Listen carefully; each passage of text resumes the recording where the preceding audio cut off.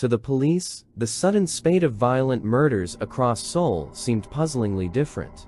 But to the killer, Yoo Young-chul, they all made perfect sense. Harboring resentment for both women and the wealthy, Yoo Young-chul found the perfect excuse to execute his darkest desires, perhaps revenge? Yoo Young-chul's disdain for the rich began at a young age.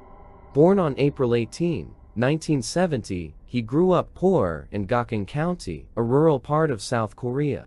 There, he developed bitter jealousy of a wealthy family that lived nearby. Yoo's disappointing family and economic environment transformed into hostility against the rich. He spent most of his young adulthood building a rap sheet. Yoo was convicted of theft in 1988 and 1991, burglary in 1993, and robbery, forgery, and identity theft in 1998. In 2000, he was convinced of sexually assaulting a 15-year-old girl, and soon his rotten character sent him to prison where, frankly, he should have remained. Behind bars, his hateful fantasies began to solidify into plans. He had enough time to reform, but he chose a darker path instead. You read articles about Korean serial killer Yoo Young, who had targeted rich people, and he contemplated doing the same.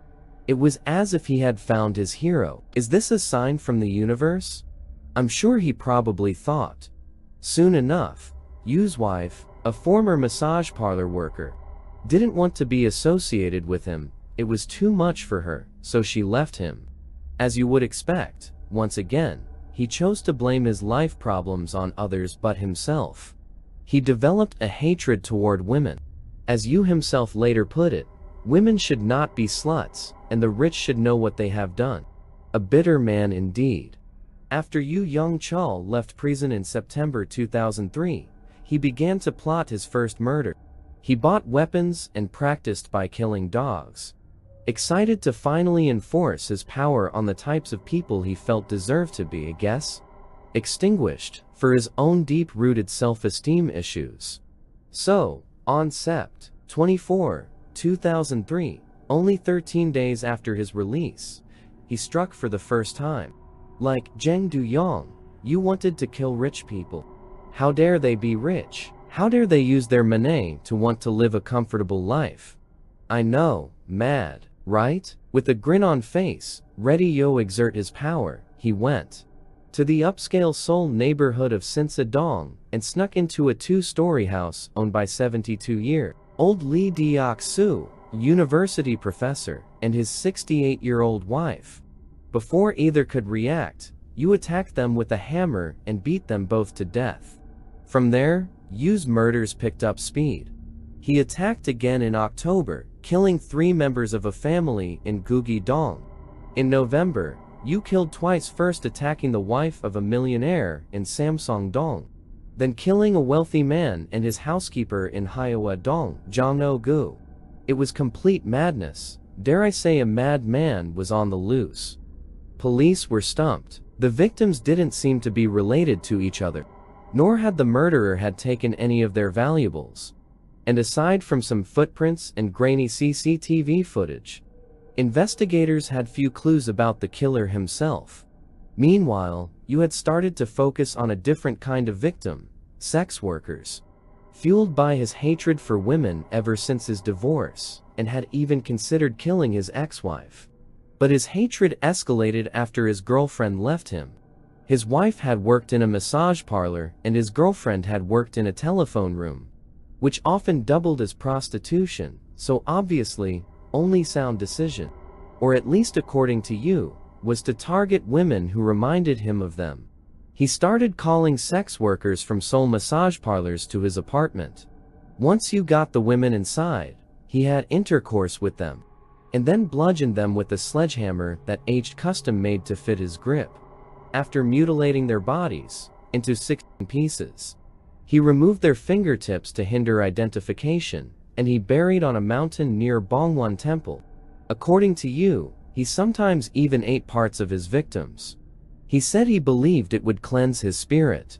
Between May and July 2004, Yoo killed at least 11 women. Despite his efforts to cover his tracks, one slip up would be his downfall. Yoo made a fateful error. He used one of his victims' phones to call a massage parlor. The owner immediately recognized the number as belonging to a missing girl and notified the police. Although the police sent an officer to intercept Yoo, the officer left before Yoo arrived. When the killer walked into the motel where he had arranged to meet his victim, it was the massage parlor employees who detained him. Ironic that it was the same people he murdered that were his downfall. Once the police had Yoo in custody, they got more than they bargained for, in more ways than one.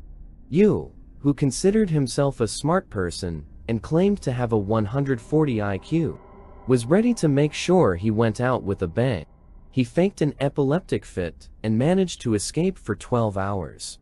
Upon his second arrest, Yoo confessed all of his crimes to the stunned police. He also agreed to lead the police to the bodies of his victims. Because he wore a yellow raincoat during this expedition, the media swiftly dubbed him the Raincoat Killer, thus his infamous name. Yoo said that he would have kept killing if he hadn't been caught. In all, he confessed to the murder of 26 people. I guess he just had an appetite to killing and would look for any small excuse to justify it. But truth is, he just liked killing because it gave him power, which he lacked in his life. Yoo said at his first trial in September 2004, "I had no intention of stopping the killing." In December 2004, Yoo Young-chul was convicted of 20 homicides and sentenced to death. But since South Korea has a hold on executions, he's currently serving time at the Seoul detention center.